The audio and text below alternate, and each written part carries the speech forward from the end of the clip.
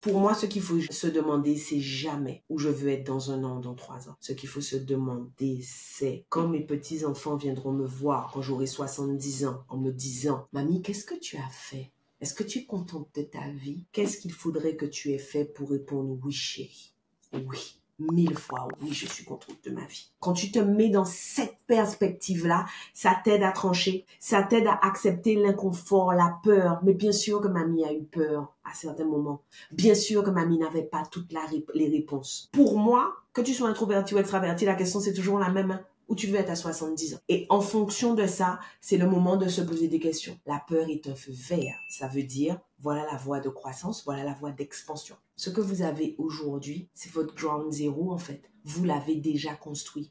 Donc vous pouvez le reconstruire. Ce qui veut dire que vous avez fait une erreur avec votre idée, votre passion, votre business, votre réorientation. Là où vous êtes aujourd'hui, vous pouvez le reconstruire. Alors finalement, pourquoi ne pas essayer de voir ce qui se passe au-delà du feu vert? Maman se réoriente, le podcast pour celles dont la vie professionnelle a basculé ou est sur le point de basculer. J'ai créé ce podcast pour vous qui ne voulez pas retourner à votre ancien boulot après votre congé mat ou plus tard parce que vous avez envie d'un job complètement différent. Je sais que cette période est terrible entre culpabilité et excitation, entre peur de l'inconnu et désir d'ailleurs. Vous vous demandez si ce que vous vivez est normal ou si c'est juste une passade. Maman se réoriente, c'est le coin cosy où on parle à bâton rompu de notre nouvelle vie professionnelle et de l'inconnu. Je suis Elodie, soyez les bienvenus. Aujourd'hui, j'accueille Mavic Bright au micro de Maman se réoriente. Mavic Bright, disons que la réorientation, elle connaît. Cake designer, formatrice, conférencière et maintenant mindset coach à succès. Mavic va nous raconter son histoire dans cet épisode, mais surtout ce que j'adore, c'est qu'elle va nous donner des conseils concrets si nous aussi on se pose des questions sur notre future potentielle réorientation et elle nous explique comment accueillir et gérer la peur. J'en profite pour te dire que les portes du programme Maman se réoriente sont maintenant ouvertes pour un peu moins de 2 semaines. Donc si toi aussi tu te poses des questions, si toi aussi tu te demandes s'il est temps de pivoter, alors n'hésite pas à nous rejoindre. On te met le lien dans la description de cet épisode. Hello Mavic Bright. Hello! Bon alors, je suis excitée. Je te cache pas que ça fait à peu près 6 mois que je voulais t'avoir sur le podcast. On a essayé, on va pas mentir, on a essayé et on y est enfin aujourd'hui. Alors, Mavic, je pense qu'il y a 1 million de questions que j'ai en tête, mais je vais rentrer directement dans le vif du sujet. Le podcast s'appelle Maman se réoriente. Est-ce que tu peux me dire combien de fois tu t'es réorientée ou tu as pivoté? Je pense que j'ai pivoté officiellement 4 fois. C'est ça. Est-ce que tu peux nous parler de ces 4 fois? Alors, j'ai été salariée et quand j'ai eu ma fille aînée, en vrai, je me suis pas réorientée pour vivre plus ou mieux ma maternité. Je me suis réorientée pour être plus alignée. J'avais à cœur d'être honnête avec elle dans ce que je lui transmettais. Donc là, je suis passée du salariat à la création d'entreprise. Ensuite, j'ai fait faillite. Je suis quand même restée chef d'entreprise. J'ai créé un centre de formation. Ensuite, j'ai fait du cake design. Alors, je te dis ensuite parce qu'il faut bien que je te mette les choses sur l'axe des temps, mais j'ai pas arrêté de faire de la formation quand j'ai commencé à faire du cake design. Et en fait, tout à l'heure, je t'ai dit, je me suis réorientée officiellement 4 fois parce que je fais une distinction entre les moments où je change d'activité ou alors les moments où j'ajoute une activité et les moments où je donne une autre dimension à une activité. Et quand j'ai eu mon premier fils, le cake design a pris une dimension complètement différente en fait. Entre les jumelles et mon premier fils, j'ai vraiment investi l'intégralité de mon énergie sur cette activité-là pour la faire décoller. Ensuite, j'ai commencé à faire du coaching. Quand j'ai commencé à faire du coaching, ça a été à la naissance de mon deuxième fils. Et depuis que je fais du coaching, je considère m'être réorientée déjà au moins 2 fois. Et voilà. Est-ce que là, maintenant que tu fais du coaching, tu as un business à succès dans le coaching, est-ce que tu es sereine à te dire, c'est bon, je suis arrivée, il y aura plus de réorientation, ça y est, c'est ça ma vocation? Pas du tout. Alors, je suis sereine, aussi sereine que je peux l'être, mais non, je me dis pas ça parce que pour moi, c'est pas une fin en soi. Je me considère comme une petite fille et j'ai besoin de fun, j'ai besoin de beaucoup de fun, j'ai besoin de nouveautés. Donc, j'ai en permanence cette espèce de dualité de avoir un business qui fonctionne, qui a du succès et aller vers des activités qui me permettent de m'amuser, de m'épanouir et de grandir autant que j'ai besoin de grandir afin d'être bonne dans mon coaching. Et je vais aller plus loin dans la réponse à la question que tu m'as posée. C'est ça que je voulais dire quand je te disais, je pense m'être réorientée au moins 2 fois depuis que j'ai commencé à faire du coaching. J'ai commencé par faire du coaching en one-to-one et je me suis rendu compte que c'était pas ça qu'il me fallait, que c'était pas de ça que j'avais envie. Donc, je suis allée vers des programmes. Quand j'ai commencé dans les programmes, mon obsession, c'était une audience débutante. Et aujourd'hui, je vais vers une audience beaucoup plus expérimentée. Et je pourrais encore te donner des sous-ramifications de toutes les fois où j'ai fait évoluer ce que je fais parce que j'ai besoin que ce que je fais grandisse avec moi et évolue avec moi. Wow. J'adore. Est-ce qu'il y a eu des fois où, lorsque tu t'es réorientée, tu as eu peur? J'ai peur tout le temps. C'est pour ça que tout à l'heure, je t'ai répondu, je suis aussi sereine que je peux l'être. Je cultive la sérénité derrière la porte, là, derrière la porte de mon bureau. Ma maison est un havre de paix, ma famille est un havre de paix, en fait. L'univers dans lequel j'évolue est hyper apaisant et serein. Quand je suis au bureau, je joue gros, je risque gros, je fais des paris risqués. Et si tu veux grandir, si tu veux aller au-delà de ta zone de progrès, si tu n'as pas peur, c'est que tu es au-delà de rien du tout. Donc, je ne suis pas en train de dire qu'il faut que tu vives en permanence dans une situation de stress inconfortable. Je dis, il faut bien... La croissance, de toute façon, suppose une part d'inconnu. Et notre cerveau est fait pour flipper devant l'inconnu. Donc, non, enfin, j'ai eu peur chaque fois. Ouais. Mais alors... Et chaque début d'année, quand je fixe des objectifs, j'ai peur.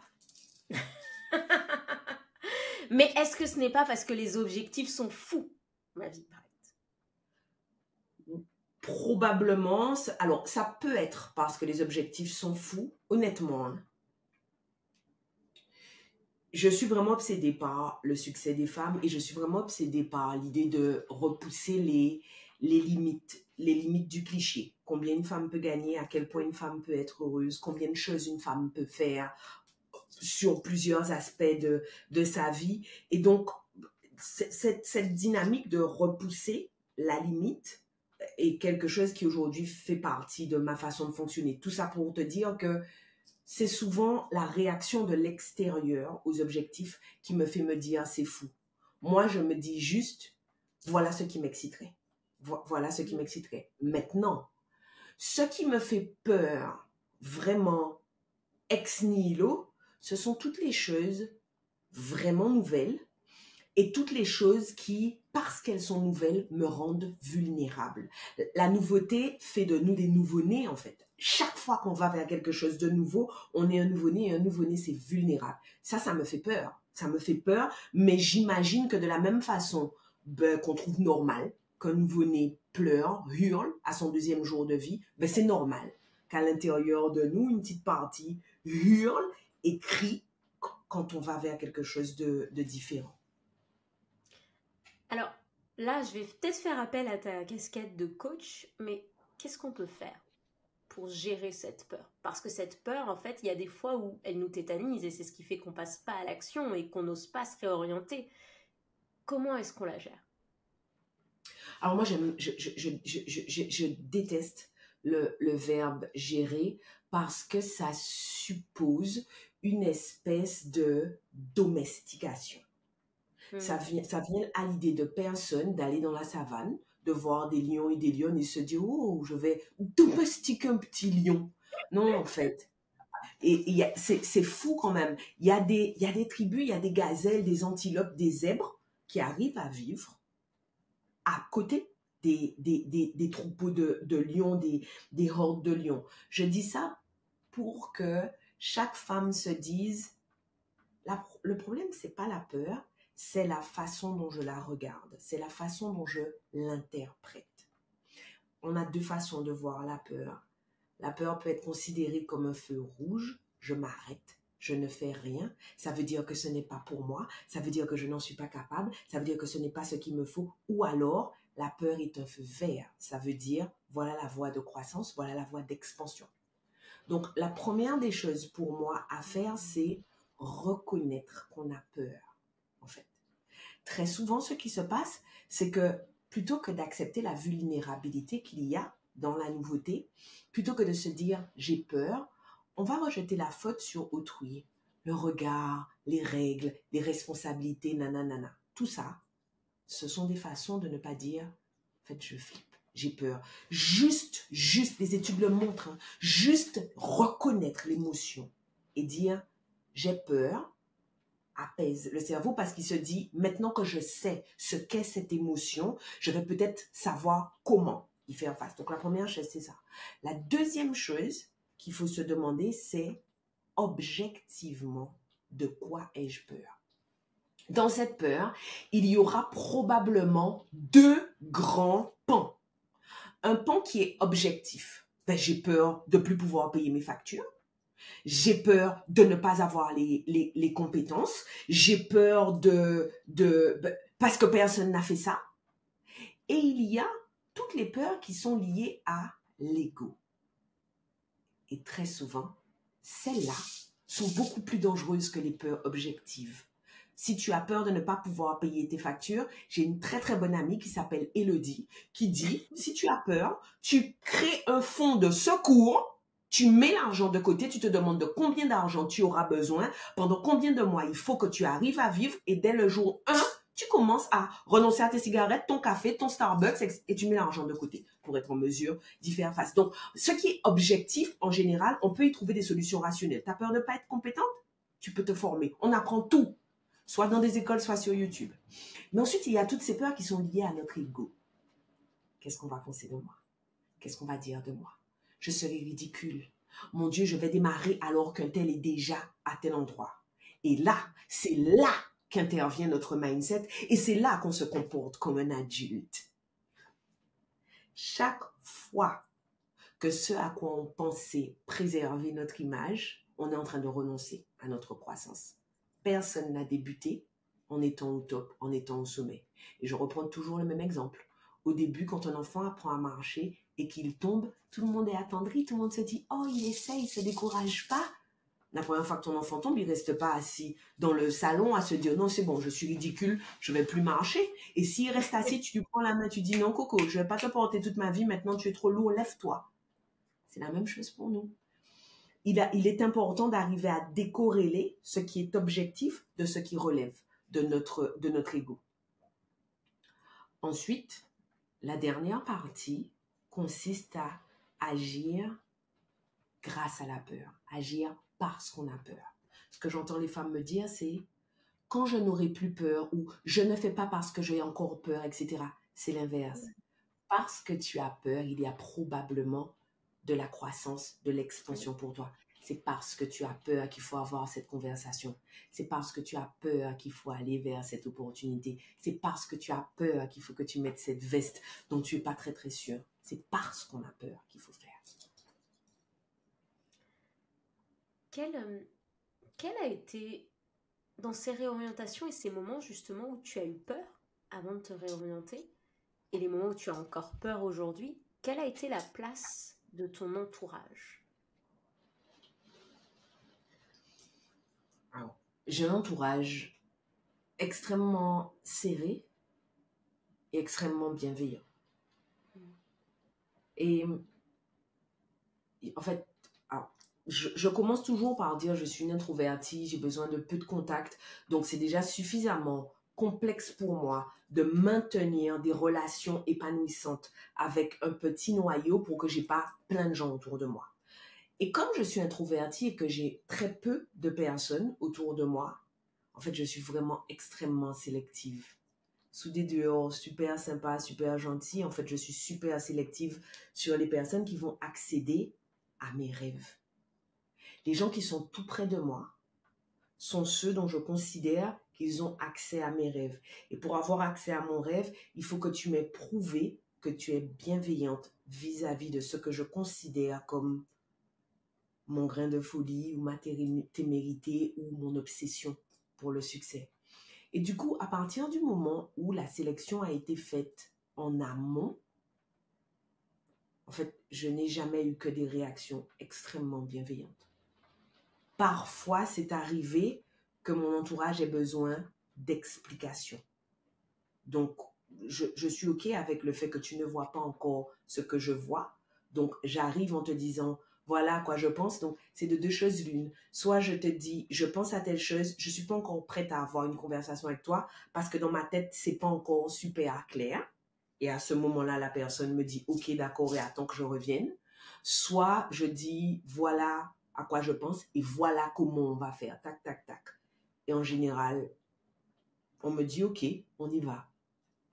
Mais du coup, ton entourage, si j'ai bien compris, il arrive après que tu aies pris la décision de te réorienter, de changer. Tu ne poses pas de questions, genre, qu'est-ce que vous pensez? Est-ce que ce serait une bonne idée? Est-ce que c'est, voilà ce que je vais faire. C'est comme ça que tu fonctionnes.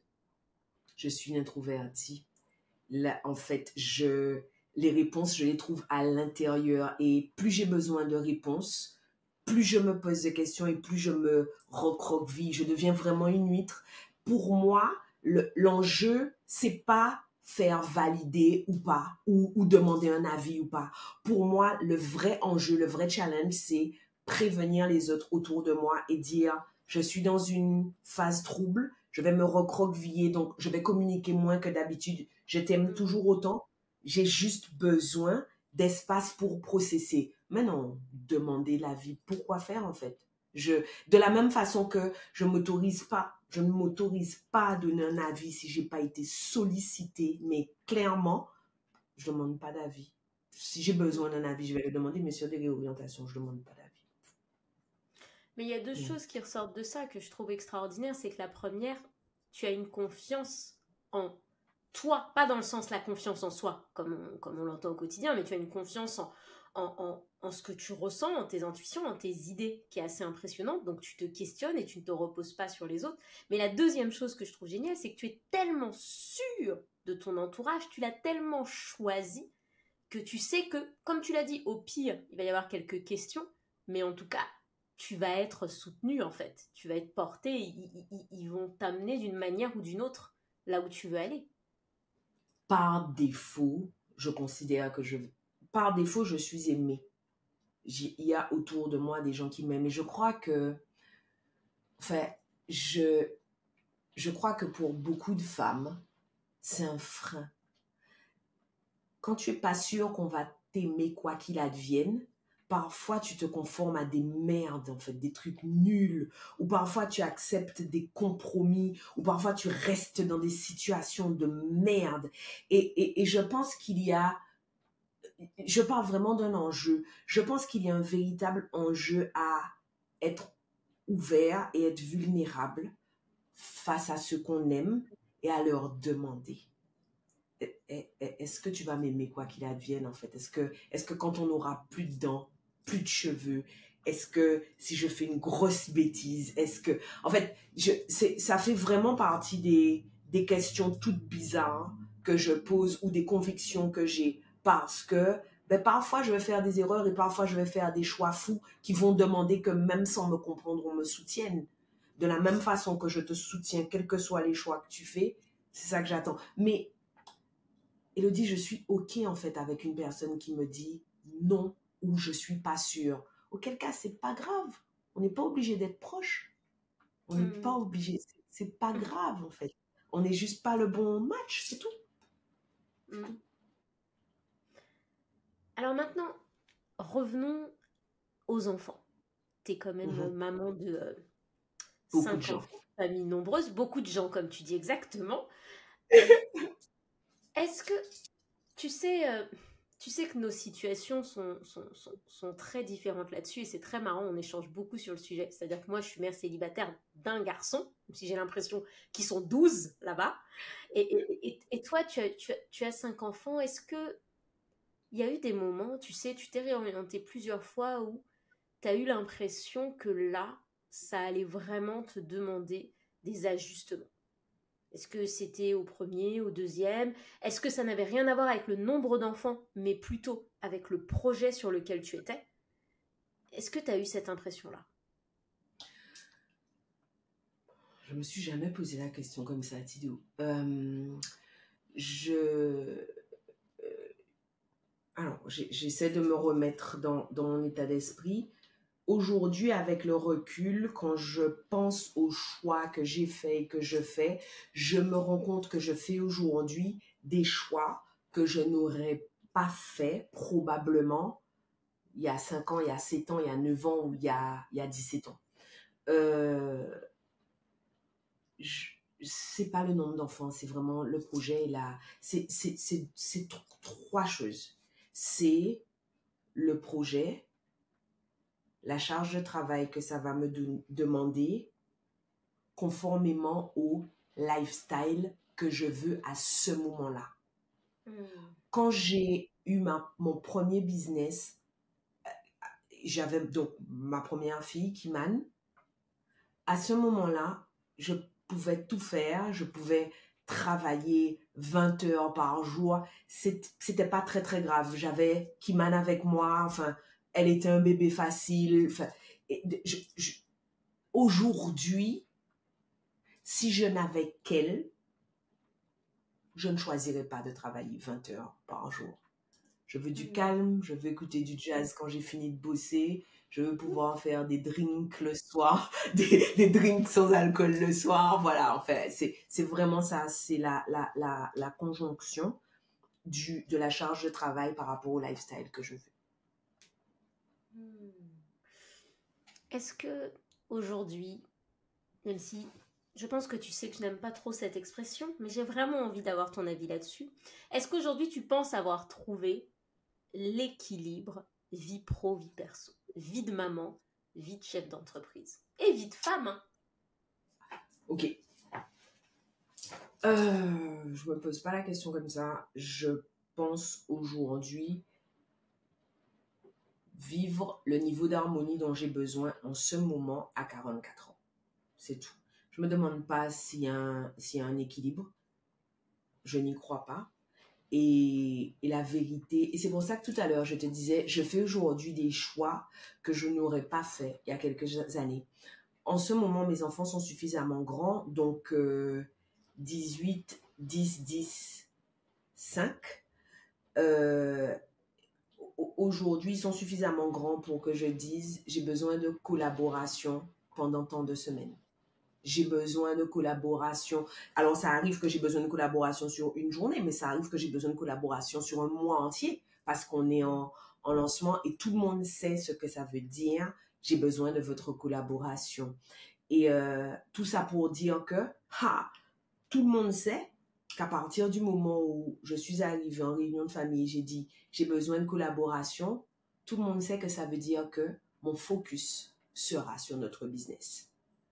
Et il y a d'autres moments où c'est mon équipe qui sait que j'ai besoin de collaboration. J'ai juste besoin de me recroqueviller sur moi, sur ma famille. Et voilà. Donc, je jongle. C'est vrai que c'est ce que j'allais dire. Je me rappelle d'une fois, je ne sais pas si tu t'en souviens, où tu m'as appelé. Les gens ne savent pas ce que je vis.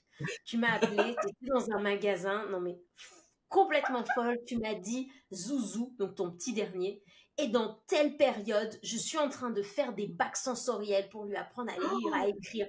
Et tu m'as appelé, tu m'as fait une vidéo. Ton salon était rempli de bacs sensoriels, comme si tu étais en train d'ouvrir une école maternelle.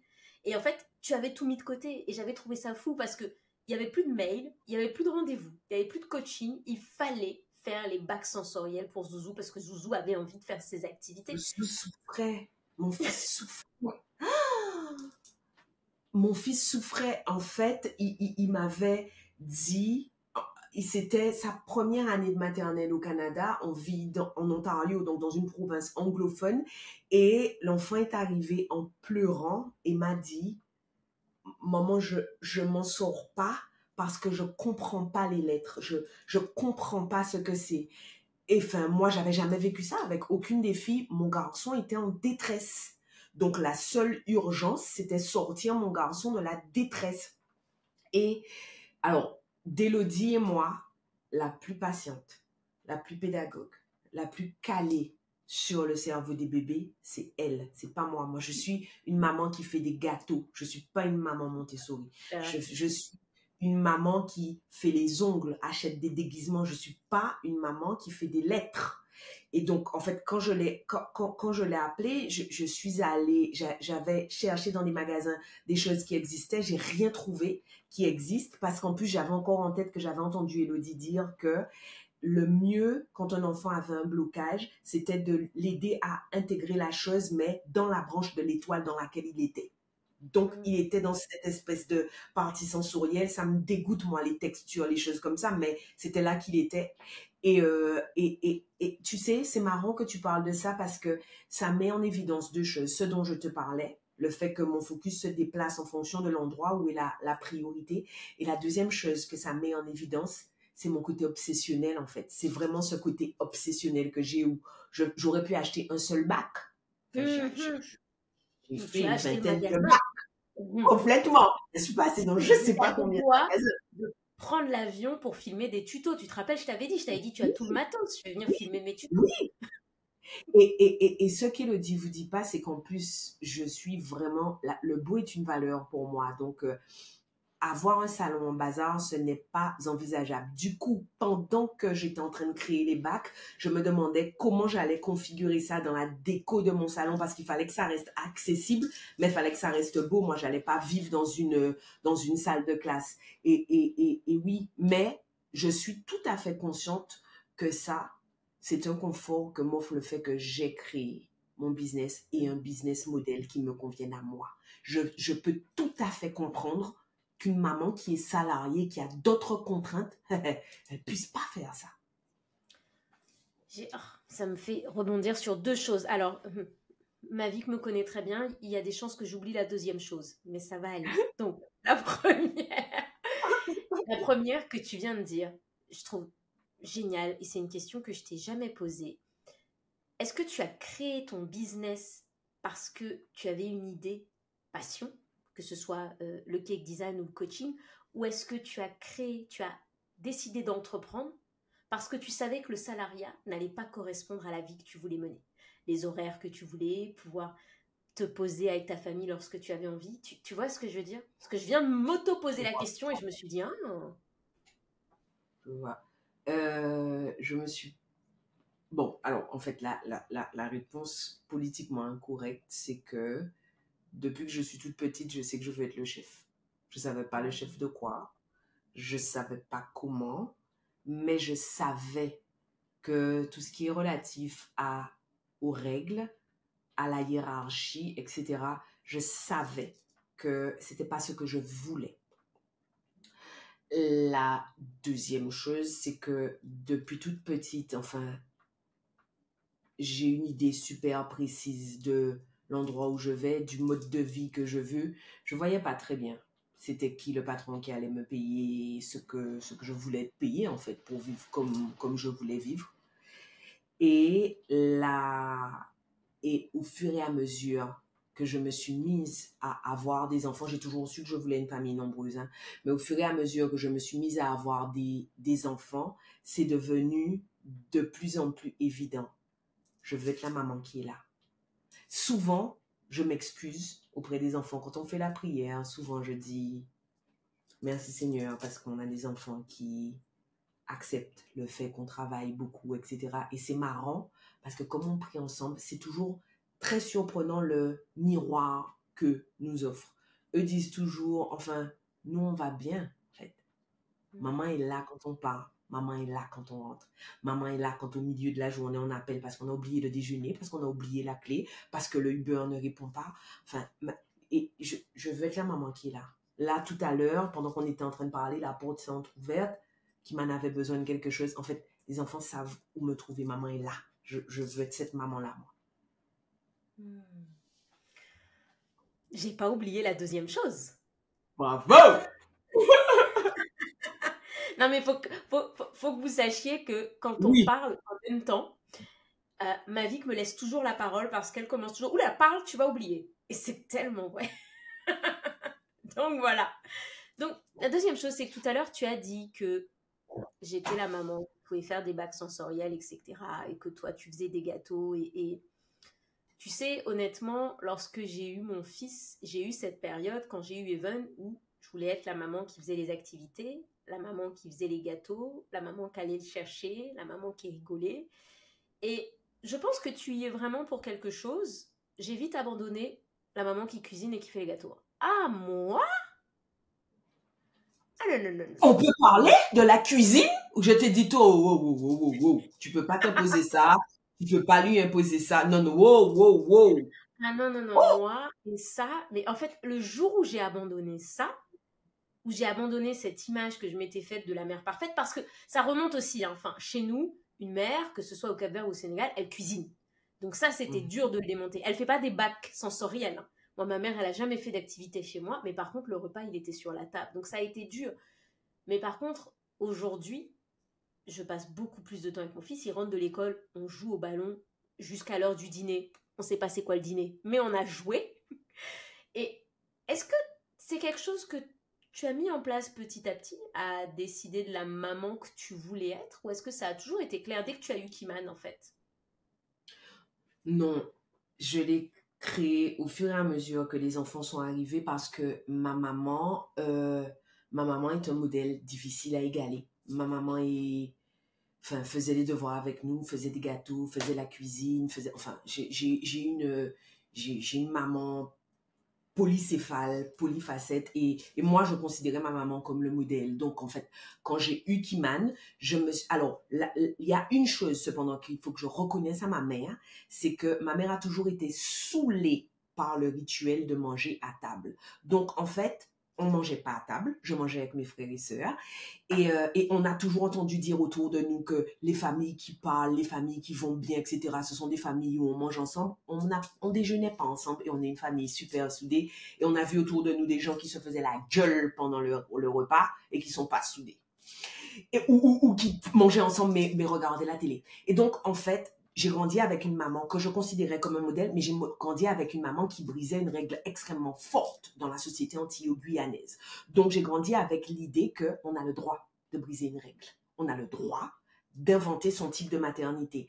Mais c'est une chose que de savoir que tu as le droit et c'est autre chose que de savoir de quoi tu as besoin et de prendre le risque d'assumer le regard de l'autre. Parce qu'à part, la règle est faite pour protéger et la règle est faite pour homogénéiser le groupe. Donc, à partir du moment où tu enfreins une règle ou tu crées une autre règle, tu vas donc déranger le statu quo. Et même si les gens t'aiment, c'est normal que les gens te posent des questions. Et donc, avec Kiman, j'ai compris que moi non plus, hein, les repas à table, les trucs comme ça me prenait la tête. Et j'ai compris autre chose. En fait, j'aime pas cuisiner, j'aime faire des desserts. Enfin, ça m'intéresse pas donc de temps à autre, pour recevoir, pour une occasion spéciale, je peux faire un repas, mais ça ne m'intéresse pas. Donc, on peut manger tous les jours pâte, huile d'olive et piment, mais je vais faire des gâteaux. Quand elle va revenir, il y aura des sablés, il y aura des gâteaux. Le week-end. Ou ça. Tout le week-end, on va faire des gâteaux. Vous recevez des messages comme ça le dimanche. Tidou, c'est dommage que tu sois pas là. J'ai fait une pavlova. C'est ça. Non, vous êtes deux qui j'envoie ces messages-là. Maud et toi. Et c'est particulièrement difficile pour moi à la période des fêtes que vous ne soyez pas là parce que ça me fait plaisir en fait que vous soyez là et préparer un chocolat et un gâteau. Et donc, j'ai compris avec Kiman.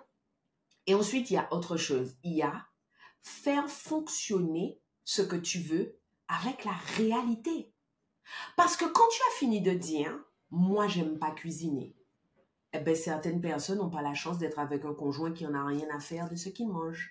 Certaines personnes n'ont pas les moyens de prendre un Uber Eats ou d'aller, je sais pas, chez Métro ou chez je sais pas qui, prendre des plats tout faits. Certaines femmes n'ont pas les moyens. Donc, en fait, il y a toujours cette espèce de gap entre ce que je veux et comment je le fais fonctionner avec mon quotidien. Et ensuite, quelle énergie je suis prête à mettre pour qu'à horizon X, je vive la réalité que j'ai décidé de vivre. Enfin, il y a toujours ça. Donc, tout ça pour te dire que je savais que j'avais le droit de briser les règles, mais je ne savais pas encore quelles règles j'aurais brisées et je ne savais pas encore comment j'allais faire fonctionner ça dans la réalité. Je te prends un exemple tout simple. Ranger les vêtements des enfants, j'aime vraiment ça. Les préparer le matin, j'aime vraiment ça. Honnêtement, je trouve pas ça excitant, moi, de laver le linge. Ça, c'est pas un truc qui m'excite. Repasser, ça m'excite pas non plus. Mais j'ai mis un temps fou à trouver l'organisation qui me permettrait d'avoir un service par lequel passer pour s'occuper des vêtements. Et je suis consciente d'avoir une chance dingue de vivre dans une grande ville. Parce que parfois, même quand tu as les moyens, tu vis simplement pas dans un endroit où le service est disponible. Enfin, il y a la réalité. C'est vrai ce que tu dis. J'aime bien parce qu'en fait, moi je dis toujours, moi je déteste faire le ménage. Je déteste faire le ménage, j'ai des allergies comme pas possible. Je prends un chiffon, je suis au bout de ma vie. Me baisser pour faire la salle de bain, je ne comprends pas. Donc, et en fait, c'est quelque chose que je savais depuis petite. Et c'est-à-dire que même à l'âge de 22 ans, alors que j'avais mon premier job, mon argent, je le mettais pas dans les vêtements, je le mettais dans une femme de ménage. Tout le monde me dit à chaque fois, ah, mais ça, c'est quand t'as les moyens. J'avais 22 ans, j'achetais pas de vêtements, je faisais aucun resto, j'allais dans aucun bar, je buvais aucun verre. J'avais une femme de ménage. Et c'est important de le dire parce que parfois, je pense que c'est pas une question de moyens, c'est une question de priorité. Il y a quelqu'un qui va avoir comme priorité d'avoir les ongles faits tout le temps. D'avoir, moi, tu sais que c'est mes cheveux. Tu vois.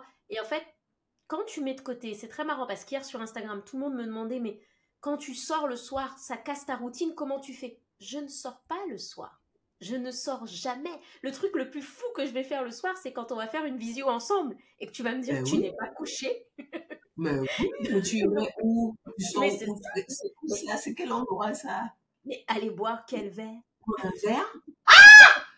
Ah, après, ça va bousiller ta peau. Le lendemain, tu auras l'air fatigué. C'est quoi cette histoire? La routine le lendemain à 5 heures, on va pas la tenir. Il n'y a rien qui va.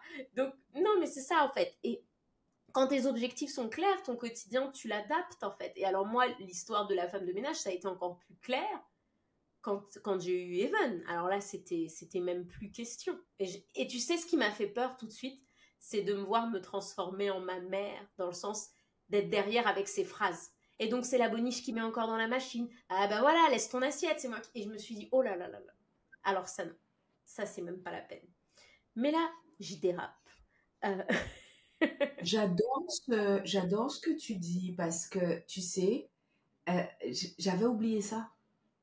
On a eu une conversation une fois où tu me disais, tu es bien d'accord que tu es la seule mère de famille nombreuse à avoir un intérieur blanc comme ça. Hein. On est bien d'accord. Oui. Les trucs sont blancs, les trucs sont rangés, etc. Et l'œil non averti pourrait vraiment croire hein, que je suis une mère tyrannique parce que le beau, c'est important pour moi. Et en fait, non. Je me rends compte que probablement que dans la façon dont ils sont élevés ou probablement que dans les routines qu'on a, en fait, tout le monde fait en sorte de protéger l'environnement dans lequel on vit. Et je voulais rebondir sur ça parce que je pense que ce que tu dis est fondamental et crucial. En fait, c'est quoi ta priorité? Sur quoi tu places ton énergie? En fait, si tu sais que tu ne veux pas avoir à nettoyer, en fait, c'est un véritable engagement vis-à-vis de toi-même que de renoncer à autre chose pour t'accorder cette femme de ménage, en fait. Je trouve que malheureusement, et c'est là qu'on en revient à ce que je te disais tout à l'heure, quand je te disais, briser une règle n'est pas si facile que ça. Parfois, c'est pas qu'on ne peut pas briser la règle, c'est qu'on n'est pas prête à assumer les regards, les discussions, les explications qu'il faudra qu'on donne aux personnes qui ne comprendront pas les choix qu'on fait. Quel a été et quel est encore aujourd'hui, tu sais, le rôle qu'ont tes enfants dans ce que tu fais? Je m'explique. est-ce que tu as une volonté d'être un modèle, mais un modèle plus dans le sens, regarde à quoi ressemble la vie professionnelle de maman. Est-ce que tu les pousses du coup? Est-ce que ta vision a changé depuis que tu as décidé de monter tes sociétés? Moi, tu vois, par exemple, j'en parlais encore avec le père d'Evan, j'ai du mal maintenant à tenir ce discours de il faut faire des études. Tu vois, j'ai vraiment du mal à tenir ce discours. Puis, mon plus grand exemple, qui est mon père, il a arrêté ses études en 4e. Il a monté ses sociétés et ça a été un succès et c'est encore un succès aujourd'hui. Donc, comment est-ce que toi, tu te positionnes vis-à-vis de ça? Est-ce que tu as cette volonté d'être le modèle? Quel discours est-ce que tu leur tiens?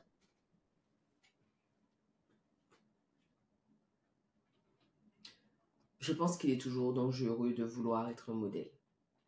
Vouloir être un modèle consiste à se figer à l'intérieur du cadre dont on pense qu'il est le meilleur pour nous et pour l'autre. Or, je suis absolument convaincue que l'absolu n'existe pas, que tout est relatif. Je veux, pour mes enfants, être une incarnation de l'authenticité. Être authentique, c'est pas si facile que ça soit dans notre vie professionnelle, que ça soit dans notre vie familiale. C'est pas si facile que ça d'être chef d'entreprise, de manager une équipe et de dire, moi je suis une introvertie, faut pas trop me contacter en fait. C'est oppressant pour moi. Mais si je fais pas ça, je suis pas authentique. Et quand je suis pas authentique, je me trahis. Je trahis mon équipe en la laissant espérer des choses que je ne suis pas capable de donner. Mais je trahis mes enfants. Parce que mes enfants savent que je suis une introvertie. Et donc, si je fais ça, ce qui va se passer, c'est qu'ils vont se dire probablement que pour réussir, c'est autorisé de se trahir. À quel prix? Donc, je me dis pas, il faut que je sois un modèle, il faut que je sois un exemple. Je me dis, mon job, c'est d'être authentique parce que je veux qu'ils soient eux-mêmes. Ensuite, pour répondre sur la question des études, en fait, pour moi, l'idée de l'authenticité permet de résoudre ce conflit. Ce que je veux, c'est qu'ils soient eux. Et comme ce que je veux, c'est qu'ils soient eux, je veux que ceux que ça excite de faire des études, d'étudier, je veux qu'ils étudient. Je veux que ceux que ça n'excite pas d'étudier sont autorisés à venir me voir dans la salle de bain. La salle de bain, c'est la pièce d'échange chez nous. Je veux qu'ils se sentent autorisés à venir dans la salle de bain à me dire, tu sais, ça fonctionne pas, je vais arrêter. En fait, et du coup, tu vois, la question de ce que je prône a moins de prise. Ce que je prône, c'est sois toi, inquiète pas, on va être là debout à côté de toi. J'adore. Et avec plusieurs enfants. Ah, mais tu sais, Tidou, ça a quelque chose de... Il y a une humilité de dingue à être mère de famille nombreuse parce que ce que tu dis est tellement vrai. Comme ils sont différents, ils ont des langages de l'amour différents, ils ont des personnalités différentes, ils ont des attentes différentes. En fait, être authentique est encore plus important en fait. Juste dire, j'ai juste besoin que tu sois toi. C'est tout ce dont j'ai besoin, je saurai gérer, mais il faut juste que tu sois, ne me laisse pas apprendre à fonctionner avec quelqu'un qui n'est pas vraiment toi, parce que moi ça me demande un effort, sois juste pleinement toi, pour que j'ai pas à réapprendre après. Mais il y a quelque chose que tu viens de dire qui est hyper intéressant. Comment est-ce que tu fais avec la vie que tu mènes, les projets que tu as, pour leur faire de la place à chacun individuellement? Parce que par exemple, tu as beau avoir des jumelles, je pense que j'ai jamais vu deux personnes aussi différentes que tes jumelles. Enfin, vraiment, on ne peut pas leur parler de la même façon. Elles ne viennent pas avec les mêmes questionnements, les mêmes problèmes. Elles ne gèrent pas les conflits de la même façon. Comment est-ce que tu fais pour leur faire de la place à chacun? Et pas avec des trucs du genre juste, ils ont leur temps à chacun. C'est les accueillir, tu vois ce que je veux dire, pour ce qu'ils sont. Je vois. Tu sais, Tidou, l'une des premières choses que j'incite les femmes qui travaillent avec moi à faire, c'est définir leurs valeurs. Et je me suis rendu compte que c'était hyper compliqué chaque fois que je demande ça à des novices parce qu'elles ont l'impression qu'il faut que ça soit quelque chose de définitif. Comme si, il faut que tu choisisses bien parce que jusqu'à 80 ans, ça va être les mêmes. Ce que j'ai découvert, c'est que la valeur qui m'a amenée là où je suis aujourd'hui peut demeurer importante, mais ne plus être une priorité. Et donc, j'ai compris qu'avec les phases, les saisons de la vie, les choses évoluent. Et je te dis tout ça pour te dire que plus j'avance avec mes enfants, plus une chose qui n'avait jamais intégré mon spectre prend de la place, c'est l'assertivité.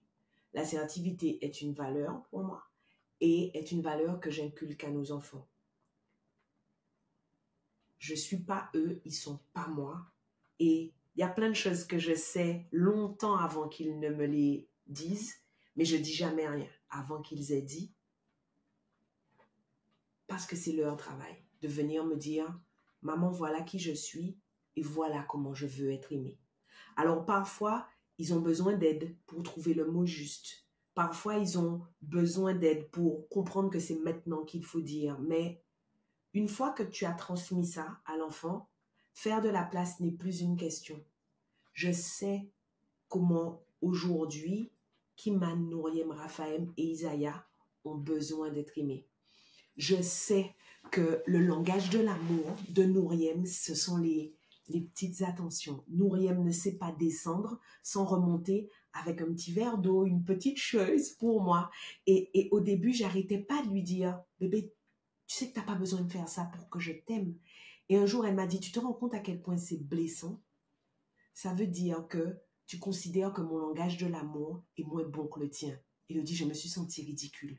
Je me suis sentie ridicule parce que c'était vrai pour certaines personnes, les cadeaux.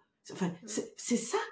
Et donc, elle a besoin que j'accueille les moments où elle va venir comme une petite souris sans faire de bruit à côté de moi. Raphaël a besoin de parler avec moi et Raphaël a besoin que je l'aide à exprimer, à processer les émotions. Et donc, il y a des temps dans la journée où je sais qu'il faut que je fasse de l'espace pour qu'elle puisse venir. Isaiah, oh Seigneur de Jésus, Isaiah a besoin que je le laisse décoder ce qui est autour. Tu as été la première à me dire, mais tu te rends compte de sa maturité émotionnelle. Et parfois, on a des discussions que j'ai pas envie d'avoir, en fait. J'ai pas envie. Mais pour lui, c'est important de pouvoir m'expliquer qu'il a compris ce qu'un tel ressentait, qu'il est en train de se passer telle chose. Et qu'en ce moment, il y a une petite tension. J'ai pas envie de parler de la tension. J'ai déjà compris qu'il y a une tension. Enfin, c'est bon. Mais et Kiman est pour moi l'incarnation de la liberté. C'est fou. Chaque fois que cet enfant a le sentiment, et tu as été la première à me dire, moi j'ai jamais vu, on dit que les adolescents sont influençables. Ah, ta fille n'est pas influençable, hein? Personne n'a d'influence sur elle, personne. Et donc tu vois, elle a besoin, Élodie, ma fille a besoin de te parler et d'aller au bout. Tu vois, dans un conflit, moi, j'aurais tendance à te dire, c'est bon, j'ai compris, je suis plus en conflit avec toi, j'arrête. Tidou, elle reste jusqu'à la fin, elle a encore des choses à te dire. Et aujourd'hui, au bout de 18 ans, je sais qu'il faut que j'ai pas d'expression faciale, sinon elle va avoir l'impression que je me moque d'elle, que j'ai pas d'expression faciale et que je pose des questions pour lui permettre d'aller jusqu'au bout, jusqu'à la lie. En fait, je te dis tout ça pour te dire que j'ai juste besoin qu'ils me disent. Et parfois, ça change. Parfois, ils n'ont pas besoin des mêmes choses. Parfois, ils ont juste besoin d'être dans mes bras. Et puis, c'est tout.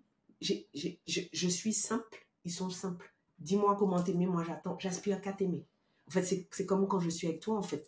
Je veux juste pouvoir t'aimer. Dis-moi comment t'aimer. Je vais t'aimer comme tu as besoin d'être aimé. C'est tout.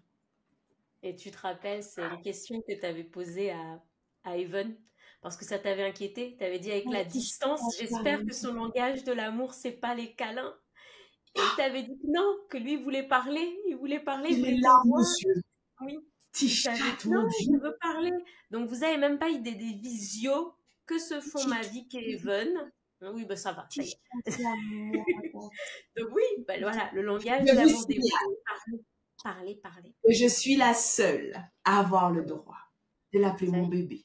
Chaque année, il me reprend. Il me dit non, je ne suis pas un bébé. Je lui dis, est-ce que tu te souviens que tu avais donné l'autorisation à ta tante? Il dit oui, c'est vrai. Après, moi, mon bébé, ou mon petit cœur. Le gars va aller se marier, je vais encore mon bébé. Oui. Il le dit à tout le monde, il n'y a que Tati qui a le droit. Je ne suis pas un bébé sinon. Petit amour. Mavic, pour finir, si là, il y a des personnes qui nous écoutent et qui, pas forcément qui ont envie de se réorienter professionnellement, mais qui se questionnent. Est-ce que c'est le bon moment? Est-ce que j'ai vraiment envie de le faire? Est-ce que j'arriverai à faire quelque chose de cette peur? Qu'est-ce que tu pourrais dire à ces personnes-là? En moi, la première chose que je dirais, je sais que je reviens toujours à ça, hein, mais la première chose que je dirais, c'est: es-tu une introvertie ou une extravertie? Parce qu'en fonction de ça, ma réponse va changer du tout au tout. Alors, je pourrais aller plus loin et te demander si tu connais ton design, etc. Mais si tu n'en es pas encore jusque-là, est-ce que tu es une introvertie ou une extravertie? Si tu es une introvertie, c'est le moment de dire aux gens qui sont autour de toi: je vous aime toujours autant, j'ai juste besoin d'aller chercher les réponses à l'intérieur de moi. Donc, je vais réfléchir et je vais revenir vers vous quand j'aurai quelque chose. Juste dire ça. En fait, très souvent, on se dit que les gens autour de nous ne nous comprennent pas, etc. Mais on ne leur a pas donné de quoi nous décoder. Donc, si tu es une introvertie, il faut te recroqueviller et te poser les bonnes questions.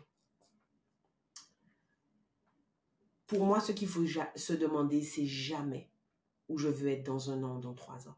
Ce qu'il faut se demander, c'est quand mes petits-enfants viendront me voir, quand j'aurai 70 ans, en me disant: mamie, qu'est-ce que tu as fait? Est-ce que tu es contente de ta vie? Qu'est-ce qu'il faudrait que tu aies fait pour répondre: oui, chérie, oui, 1000 fois, oui, je suis contente de ma vie. C'est ça, en fait. Et en fait, ça a quelque chose de chimérique, ça ressemble vraiment à une chimère. Et pourtant, quand tu te mets dans cette perspective-là, ça t'aide à trancher.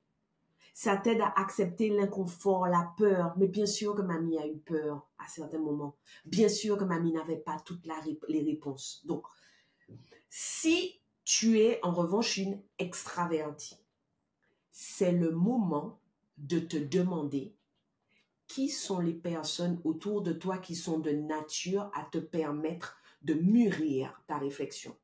Il faut sortir des discussions à bâton rompu. On n'est pas en train de prendre un verre. On ne prend pas un verre autour de notre avenir. On a une vraie conversation. Il y a de vrais sujets. Donc, il y a des sujets pour lesquels je dis: Elodie, j'ai besoin que tu sois disponible tel jour à telle heure, où elle me dit: j'ai besoin qu'on parle de telle ou telle chose. Ce qu'elle veut, ce n'est pas une solution. Ce qu'elle veut, ce sont les questions que je vais lui poser, la façon dont je vais lui poser les questions et les silences qui vont lui permettre de formuler ses réponses. Si vous êtes une extravertie, demandez-vous: c'est qui cette personne dont les questions vont me permettre de trouver mes réponses? Et en fonction de ça, pour moi, que tu sois introverti ou extraverti, la question c'est toujours la même: où tu veux être à 70 ans? Et en fonction de ça, c'est le moment de se poser des questions. Et il y a une autre chose sur laquelle j'aimerais qu'on s'apesantisse, en fait. Mesdames, tout ce que vous avez aujourd'hui, même si vous perdez tout, en fait, vous pouvez tout reconstruire. Ce que vous avez aujourd'hui, c'est votre ground zero, en fait. Vous l'avez déjà construit. Donc, vous pouvez le reconstruire. Ce qui veut dire que si dans le pire des cas, vous avez fait une erreur avec votre idée, votre passion, votre business, votre réorientation, là où vous êtes aujourd'hui, vous pouvez le reconstruire. Alors finalement, pourquoi ne pas essayer de voir ce qui se passe au-delà du feu vert? Waouh! Bon, ben merci beaucoup, Mavic. Merci. Merci de m'avoir invitée. Je me sens comme une star. Tu l'es. Merci. Et puis, ben, je te dis à très bientôt. À bientôt. J'espère que cet épisode t'a plu. Si toi aussi tu te poses des questions actuellement sur ta vie professionnelle, si tu as l'impression de ne plus forcément être à ta place là où tu es actuellement, sache que j'ai créé un quiz pour toi totalement gratuit pour te permettre d'y voir un petit peu plus clair. Tu le trouveras dans la description de cet épisode. Je te remercie encore d'avoir été là, je te remercie encore d'avoir écouté ce podcast et je te dis à très bientôt.